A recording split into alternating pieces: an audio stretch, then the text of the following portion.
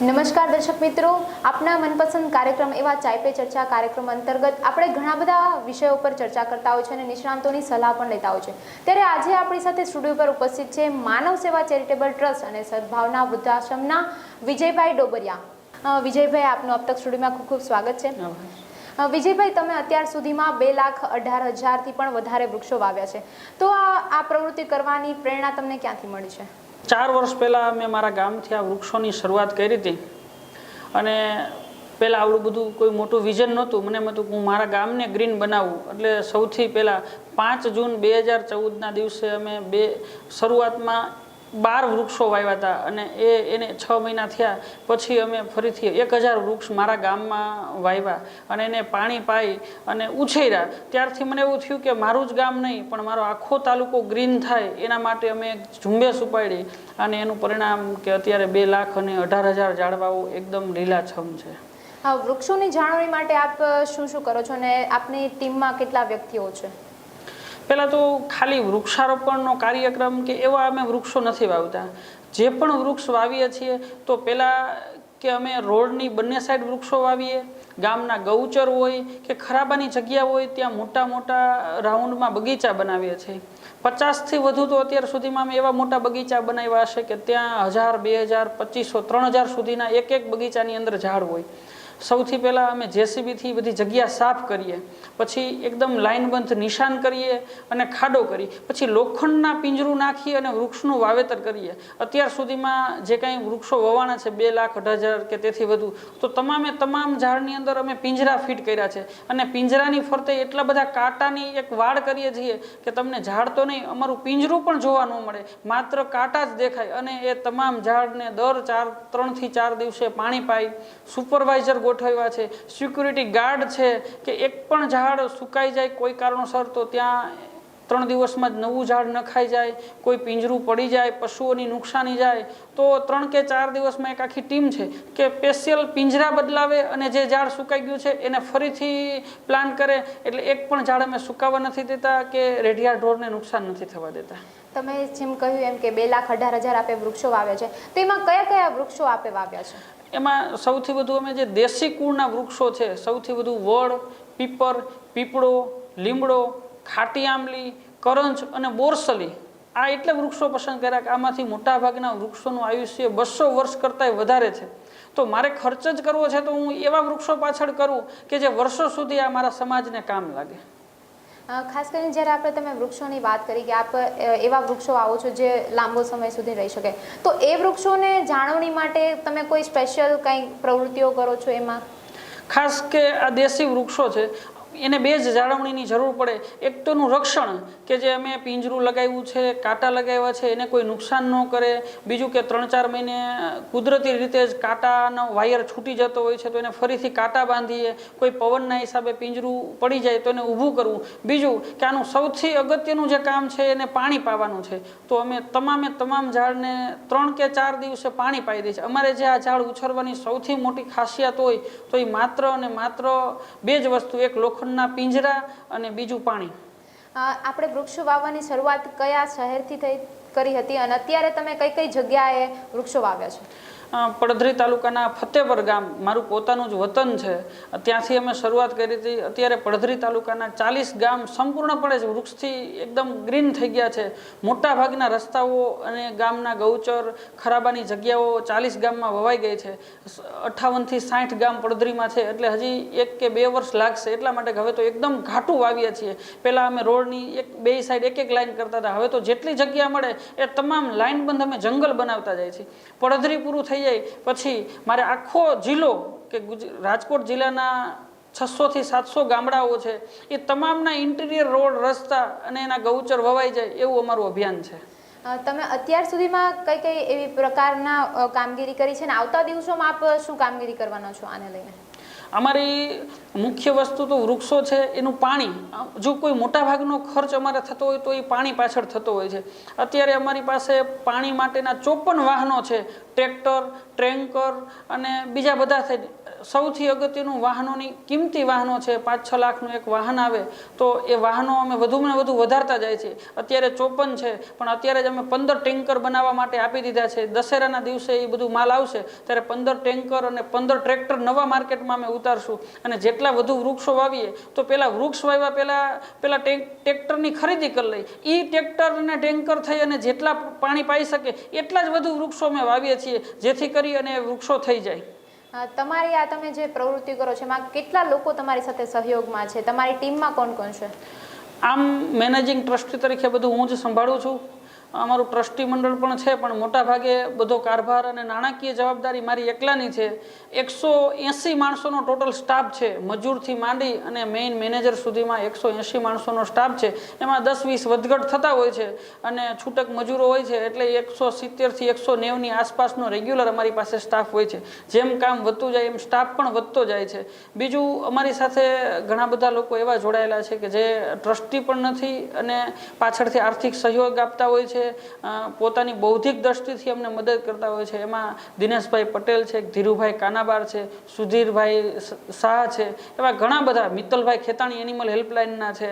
તો એક સમસ્ત મહાજન બોમ્બે એ ટ્રસ્ટે અમને એક ખૂબ સારી ક્વોલિટીનું નવું એક જેસીબી લઈ દીધું જેની કિંમત 36 લાખ રૂપિયા થાય. એ જેસીબી વાપરવા માટે આપી દીધું કે જ્યાં સુધી તમે આ કામગીરી કરો ત્યાં સુધી કોઈ પણ ભાડા વિના માત્ર અમારે ડીઝલ જ પૂરવાનું, એવી રીતે અમને એક જેસીબી આપ્યું છે. એટલે આ બધા લોકોની અમને ઘણી બધી મદદ મળે છે અને તેનાથી જ આ બધું થાય છે. તમે વાત કરી કે આપ વૃદ્ધાશ્રમ પણ ચલાવો છો, તો વૃદ્ધાશ્રમને લઈને તમારે ત્યાં કેટલા વડીલો છે? અત્યારે વૃદ્ધાશ્રમમાં 115 વડીલો છે. અમારો આખો વૃદ્ધાશ્રમનો કોન્સેપ્ટ જ જુદો જ છે કે જેને સંતાન પણ ન હોય, કોઈ મિલકત ન હોય, ખેતીની જમીન ન હોય કે સિટીમાં કે ક્યાંય રહેવા માટે મકાન ન હોય અને આખી જિંદગી મહેનત મજૂરી કરી હોય અને આ વૃદ્ધ 70 વર્ષના થાય તો એને કોણ સાચવે? આપણે જોતા હોઈશું કે 4 રસ્તે કોઈ સિંગ વેચતું હોય, કોઈ રેકડી ચલાવતું હોય. આમાંથી મોટાભાગના અનમેરિડ રહી ગયા હોય છે. એવું બને કે પહેલેથી જ એટલી બધી આર્થિક ખેંચને હિસાબે તો આ લોકો 70 વર્ષના થાય, એ પથારીવશ થાય તો કોણ સાચવે? એ લોકોને સાચવવા માટે જ અમે આ વૃદ્ધાશ્રમની શરૂઆત કરી છે. આ 115 છે એમાંથી 90થી 95% વૃદ્ધો એવા છે કે જેને સંતાન પણ નથી અને ઘર પણ નથી. પણ અમારે એક કાયદો ફરજિયાત છે કે આખી જિંદગી કામ કરેલું હોવું ફરજિયાત છે. પછી ગમે એવી સ્થિતિમાં બીમાર હોય, પથારીવશ હોય, કેન્સર હોય. અત્યારે અમારી પાસે 22 વડીલો તો એવા છે કે સંપૂર્ણપણે બેડ રેસ્ટ છે. ટોયલેટ બાથરૂમ પણ બેડ ઉપર કરે છે, ડાયપર પહેરાવીને રાખ્યા છે, હાથેથી જમાડવા પડે છે. અને અમે આવા ગમે તેટલા વૃદ્ધો હોય કે જેને આખી જિંદગી મહેનત મજૂરી કરી છે ને હવે એને આર્થિક પૈસા પણ નથી અને એકલા રહી શકે એમ નથી. એવા આખા ગુજરાતમાંથી કદાચ 2000 વડીલો આવે તો પણ અમે સાચવવા માટે તૈયાર છીએ. તમારે ત્યાં તમે કીધું કે ઘણા બધા વડીલો રહેતા હોય છે, તો એમના જમવા અને રહેવા માટેની તમે કઈ સુવિધાઓ એ લોકોને આપો? અમે 3 ટાઈમ જમવાનું આપીએ છીએ, 2 ટાઈમ ચા નાસ્તો, 10 વાગે અને 5 વાગે ચા નાસ્તો આપીએ છીએ. ઉપરાંત એક અમે સૌથી અગત્યની વસ્તુ એવી છે કે અમે એક ફ્રીજ રાખ્યું છે, કાચનું મોટું ફ્રીજ વચ્ચોવચ્ચ સેન્ટરમાં રાખ્યું છે કે એમાં રાજકોટમાં મળતા તમામ ફ્રૂટ આખા ભરેલા રાખીએ છીએ કે કોઈ પણ વડીલને એમ થાય કે મારે સફરજન ખાવું છે તો એને કોઈ પાસે માગવાની જરૂર નહીં. એ પોતે કબાટ ફ્રીજમાંથી ખોલી અને ખાઈ શકે. એ એટલા માટે કે અમારે ત્યાં જે વડીલો છે એ બધાને એવું હતું કે સફરજન તો બીમાર હોય તો જ ખવાય અથવા તો આવા મોંઘા ફ્રૂટો તો કોઈક શ્રીમંત જ ખાઈ શકે. એ લોકોને અમે એટલા બધા ફ્રૂટ ખવડાવીએ છીએ કે છેલ્લે એના ગળા સુધી આવી ગયું કે હવે અમારે ફ્રૂટ નથી ખાવું, અમને રોટલી આપો. સાંજે જમવામાં 30 દિવસમાંથી 5 કે 6 દિવસ જ અમે રોટલી શાક બનાવીએ. બાકી અમે ત્યાં એક મેનુનું લિસ્ટ લગાડ્યું છે, 30 દિવસનું અલગ અલગ મેનુ છે કે એમ કે કાલે મારે પાઉંભાજી ખાવી છે, ભજીયા ખાવા છે કે દાળ બાટી બનાવો. એ જે સૂચન કરે એ અમે એવું જમવાનું બનાવીએ છીએ કે માત્ર 4 કે 5 દિવસ એ વડીલો કહે કે ભાઈ આજે તો અમારે રોટલી શાક ખાવા છે કે ભાખરી ખાવી છે તો જ અમે રોટલી શાક બનાવીએ છીએ. એ એટલા માટે આ નવું બનાવીએ છીએ કે ત્યાં જે વડીલો છે એ આર્થિક રીતે એટલા બધા નબળા હતા અને આખી જિંદગી મજૂરી કરી છે. એ લોકોને એવું નહોતું કે અમે એક સાથે આવા ધરાઈને થેપલા ખાઈ શકશું, અમને દહીંવડા ખાવા મળશે એવું સપને ખ્યાલ નહોતો. એટલે અમે એવું નક્કી કર્યું છે કે આને જે ભાવે એ સ્વર્ગમાં જાય તો એને એમ લાગે કે અહીંયા હજી અમારે રોકાવું છે, એવી બધી મજા કરે. એટલા માટે અમે આ ફ્રીજની સુવિધા કરી છે. દરરોજ સાંજે નવું જમવાનું બનાવીએ છીએ. અમારું ભાડાનું મકાન છે પણ બહાર ફરતા અમે હિંડોળા ગોઠવી દીધા છે કે જ્યારે ફ્રી થાય ત્યારે હિંડોળે હિંચકે અને ખૂબ સારું જમે. આ જ અમારો ઉદ્દેશ છે. પણ ખાસ અમારી એક જ વસ્તુ હોય કે આખી જિંદગી કામ કરેલું હોય તો જ અમે એડમિશન આપી. રખડતા ભટકતા કે ભિખારી કે જેને આખું જિંદગી કામ નથી કર્યું એવા લોકોને અમે એડમિશન આપતા નથી. આપ ખૂબ જ સરાહનીય પ્રવૃત્તિ કરી રહ્યા છો. તો આપના જે વડીલો જ્યાં છે વૃદ્ધાશ્રમમાં, તો એમને ઇતર પ્રવૃત્તિઓ માટે આપ કઈ કઈ પ્રવૃત્તિઓ એમને કરાવતા હોય છે? મોટે ભાગે તો સત્સંગ ને આ બધું ચાલતું હોય છે. અમારી પાસે ત્યારે જ એડમિશન માટે આવે છે કે એના કાંઈ થઈ શકે એવી કોઈ કન્ડિશન જ નથી. પોતે ક્યારેક લસણ ફોલવા બેસે તો પણ એના માટે પણ હાથ ન ચાલે એવી કન્ડિશનમાં જ છે. એટલે અમે કોઈ ઇતર પ્રવૃત્તિમાં કામ કરાવી શકીએ કે એને કોઈ રમત રમાડી શકીએ એવી કોઈ એની શારીરિક ક્ષમતા છે જ નહીં. આરામ કરે, બેસે, હિંડોળે ઝૂલે અને બસ ભગવાનનું નામ લે, એટલી જ એની શારીરિક કન્ડિશન છે. 115માંથી 22 તો સાવ પથારી વસ છે. 50થી 60 વડીલો એવા છે કે એને એક સાથે 2-3 બીમારી હોય, કે ડાયાબિટીસ હોય, બીપી હોય, થાઇરોઇડ હોય. હવે આટલી બધી તકલીફ હોય તો એના બીજી કોઈ ઇતર પ્રવૃત્તિ થાય એવું લાગતું નથી. અને ઘણી વખત અમે પ્રયત્નો કર્યા છે કે યોગ કરાવી, આ કરાવી, પણ એ શારીરિક અક્ષમતાના હિસાબે એ પોસિબલ બનતું નથી. તમે એમ કીધું કે આપણે 22 એવા વડીલો છે કે જેઓ બેડ રેસ્ટ છે, તો એમના માટે આપ ડૉક્ટરની વિઝિટ આવતા હોય છે કે શું? દર શનિવારે ડૉક્ટર પણ આવે છે. ઉપરાંત અમે 8 વ્યક્તિનો એવો સ્ટાફ ભર્યો છે કે એકદમ બધાની ડાયપરથી માંડી અને જમાડવા સુધીની બધી સુવિધા સંભાળે છે. એમાંથી 2 વ્યક્તિ એવા છે કે જે પહેલાં સિવિલ હોસ્પિટલમાં સર્વિસ કરતા હતા, અત્યારે અમારે ત્યાં સર્વિસ કરે છે. એટલે નર્સ ટાઈપનું કામ મોટાભાગનું એ ખૂબ સારી રીતે જાણે છે. અને ઇમરજન્સીમાં જ્યારે પણ ડૉક્ટરની જરૂર પડે ત્યારે અમે બોલાવી લેતા હોઈએ છીએ. બાકી મોટાભાગે પથારી વસમાં કેવું હોય છે કે એને દાખલ કરવા પડે એટલી જ તકલીફ થતી હોય છે તો જ એ સાજા થાય. એટલે મોસ્ટ ઓફ તો નાની મોટી તકલીફ હોય તો અમે પહેલાં એને સારી મોટી હોસ્પિટલમાં લઈ જઈ અને દાખલ કરી દઈએ, એટલે એને કંઈક શક્તિથી માંડી અને બધું સાચવી શકીએ. આપે ખૂબ જ સારી વાત કરી. આપના વૃદ્ધાશ્રમની વિશેષતા શું છે? આપ જે વૃદ્ધાશ્રમ ચલાવો છો તે ખાસ અગત્યનું એ છે કે અમે એક પણ રૂપિયો ફી લેતા નથી.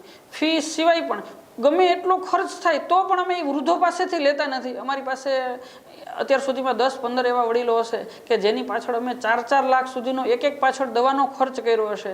ક્યારેય અમે સરકારી હોસ્પિટલમાં દાખલ નથી કર્યા.